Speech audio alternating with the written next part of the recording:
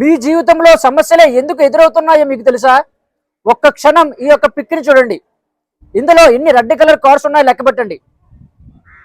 లెక్క పెట్టారు కదా? అయితే పక్కనే ఉన్న పసుపు కలర్ కార్స్ ఎన్ని ఉన్నాయో మీరు చెప్పగలరా? ఖచ్చితంగా చెప్పలేరు. ఎందుకంటే మీ యొక్క బ్రెయిన్కి రెడ్ కలర్ కార్స్ ఎన్ని ఉన్నాయో లెక్క పెట్టమని మీరు ఆదేశం ఇవ్వడం వల్ల మీ యొక్క దృష్టి పూర్తిగా అక్కడే కేంద్రీకృతమైంది. తద్వారా పసుపు కలర్ కార్స్ ఎన్ని ఉన్నాయో మీరు లెక్కించలేకపోయారు.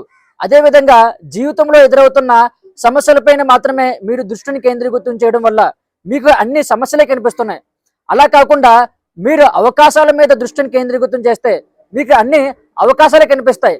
తద్వారా మీ జీవితంలో మీరు అనుకుంటున్న ఉన్నతమైన స్థాయికి చేరుకోవడం జరుగుతుంది. ఎప్పుడైతే మీరు సమస్యల మీద కాకుండా పరిష్కారాన్ని ఎతికే ప్రయత్నం చేస్తారో తద్వారా మీరు ఆ సమస్య నుండి పూర్తిగా బయటపడి మీరు అనుకుంటున్న లక్ష్యాన్ని చేరుకోవడం జరుగుతుంది. అయితే ఈ యొక్క సమస్యల్ని పూర్తిగా వదిలివేసే శక్తిని పొంది మన అవకాశాలని పొందగలిగే స్థితిని చేరుకోవాలంటే ప్రతిరోజు కూడా యోగ సాధన ప్రాక్టీస్ చేయడం ద్వారా మాత్రమే అది జరుగుతుంది.